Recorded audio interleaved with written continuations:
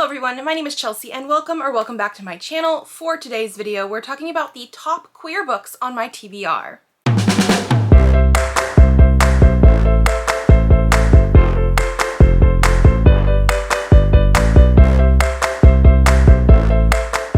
So I am participating in Prideopoly this month, where we are using a Pride-themed Monopoly board created by Beck Loves Books. I will leave the information linked down below in case you have not seen it yet, but I've done 2 rolls. And basically, we're rolling throughout the month to pick our TBR, pick our books that we're going to be reading. Obviously, there are prompts related to queerness, characters or the author has to be queer, and it got me thinking, because I've done 2 rolls so far, I don't 100% know what I have that fits every single prompt on the TBR, but I do know I have quite a few queer books, and I was just like, what would I ultimately want to try to read this month? What would I want to try to fit in, if at all possible? And I started with like, I want to do 5 books, my top 5 queer books that I want to try and read this month. And it somehow grew into 10. I have 10 books here today that I would absolutely love to get to this month that are queer in some way. We will talk about what I know about them. And so, yeah, without further ado, that's what we're going to be doing today. The top 10 books that I would love to read in the month of June. So we're going to be sort of separating this by like genre in a way, because the very first one that I have here is You Won't Forget Me by Maisie Eddings. This I actually have as an e-arc through NetGalley, and I need to get to it because it comes out on Tuesday. I have like 4 days right now left until this book comes out. Maisie Eddings has been a little bit hit or miss with me. Some books I absolutely love, 5 out of 5 stars, and then other ones have just fallen a little bit short, but I'm very, very curious about this one. This is going to have sapphic romance, and it's going to be dealing with like a rock band. Our main character is Cubby Clark. I don't particularly like the name Cubby, but we will see how this goes. And she is just broken up with her boyfriend, who I think was part of the band, and walks away to do like the solo gig by himself. And there's some sort of like, her and the other girl from her band are going to get together. I'm pretty sure there's some sort of like mix up in the press. Like maybe they saw her with the other guy band member and they're like, ooh, they're gonna get together. But no, it's gonna be sapphic. Again, I'm just very curious to see how this is going to go. My favorite Maisie Eddings books are the ones that also usually deal with mental health topics, and so I'm really hoping that comes up, because the ones that don't deal with it as much, I haven't liked as much. So I like it when she can do the like good swoony romance, but also harder topics, and so that's what I'm hoping for with this. But like I said, it's coming out soon. I really need to get to it. The next contemporary I have is Starshipped by Cat Sebastian. Cat Sebastian, I know, does a lot of like historical stuff, and so I don't know if this is their first contemporary or not, but I am very, very interested in this one. This was the Afterlight edition, and this is going to be like coworkers on a sci-fi TV show coming together. A witty, emotional, and deliciously slow burn enemies to lovers romance between 2 co-stars on a popular sci-fi television series. The way that the summary described it feels very like, you know, older Star Trek. Like one of the co-stars is known for being a little bit more highbrow, introverted, like that kind of thing, and the other one is more of like the fun, outgoing one, so the personalities differ a lot. But it's going to be contemporary, and it's going to be related to that sci-fi TV show, movie star, TV star sort of situation. I definitely need to pick this one up, and so I'm hoping again maybe something like that comes up during Prideopoly.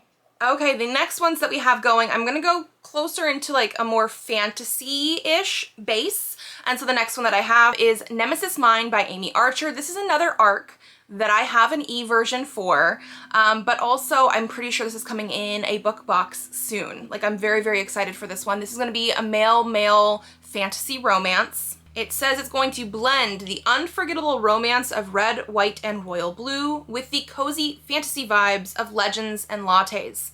I loved both of those books. Like, I'm so excited for this. Fake Nemesis. It's a dastardly plan that can't go wrong until love crashes the act. Nobody is more surprised than Cyrus to learn that he's no longer considered the greatest villain in the land of Athica. Sure, he's lying about the fact that his magical power is making flowers grow, and maybe lately he's spent more time embroidering pillowcases than tormenting the locals, but that doesn't mean he's ready to be yesterday's evil news. Enter the hero Maximilian, the realm's golden boy, complete with a blinding smile, chiseled abs, and an infuriating habit of spreading hope and joy. Gross. If Cyrus wants to be taken seriously, he'll have to take this guy down.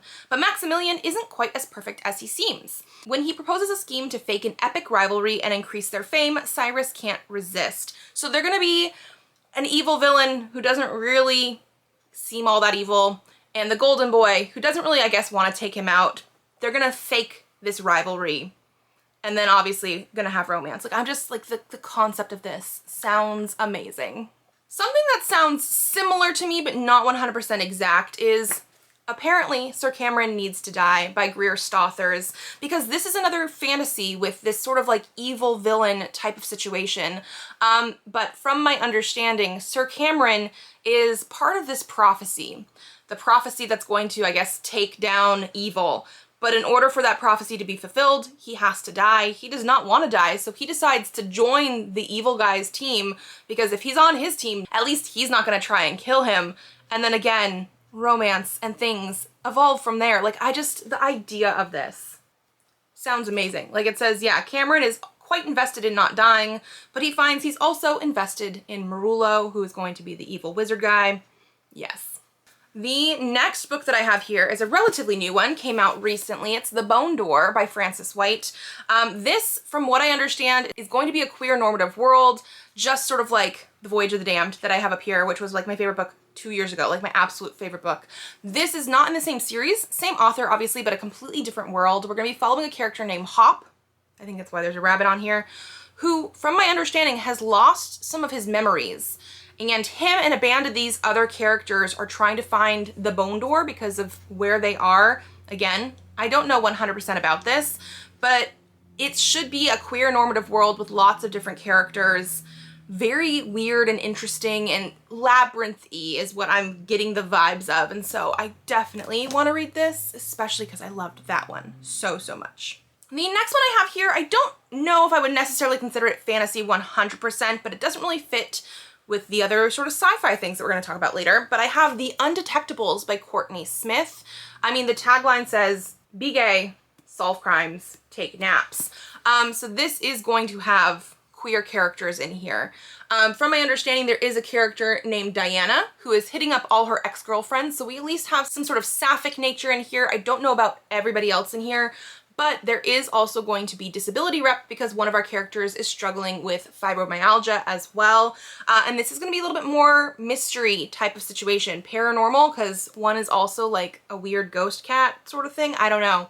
Again, just the vibe of that like weird, quirky queerness I would love to fit this in for Prideopoly. Then the next things that I have are the rest of what I have. I want to say I'm going to say they're more in that like sci-fi vein. So the first one that I have here is We Burn So Bright by TJ Klune, another new release. This is a novella, so it's very short. I should be able to read it pretty quickly, which would be good because some of these other things I want to read are quite large. Like the book I just picked for my second roll of Prideopoly is over 600 pages. I don't know why I did that to myself when I'm trying to read more things, but I really want to read that one. So this, I'm gonna say sci-fi because it is a sort of like, what if the moon or something cracked and like somehow there's gonna be like an apocalypse, the earth is going to end. And we're following these two older married men as they're traveling across country, just sort of dealing with the fact that everybody on earth is gonna die. I don't know how I'm gonna feel about this. I'm sure very emotional. And as somebody who has a huge phobia of death in general, I don't know why I would do this to myself, except for like, I know what I'm gonna get to going into it, right? Or at least I hope so. I know it's gonna be devastating, and yet I still would like to read it. The next one that I have here is Junker 7 by Olive J. Kelly. This one came in a rainbow crate, so 100% is going to be queer in some way. This is sci-fi, which sci-fi is like one of my favorite genres. I don't feel like I read it enough, so I'm glad I have some sci-fi that I would love to read. And going into this, we do have the nutrition facts for the book. And so representation is going to be 100% lesbian, 50% butch, 50% femme, and I like that they tell us this on here only because there is a prompt on the Prideopoly board that is a lesbian space, but they want you to read like a butch character. There's a couple other things listed on there, but like personally, I would have no idea without starting a book to see if that necessarily would fit. But it tells me right in here, like I would love to now land on that space so I can read this book. There's also 100% transgender, so there's going to be a trans character and autism representation in here as well. It is going to be sci-fi romance with plot of a space chase, queer rage, grumpy sunshine, and forced proximity, and they're saying it is new adults. I sort of love that.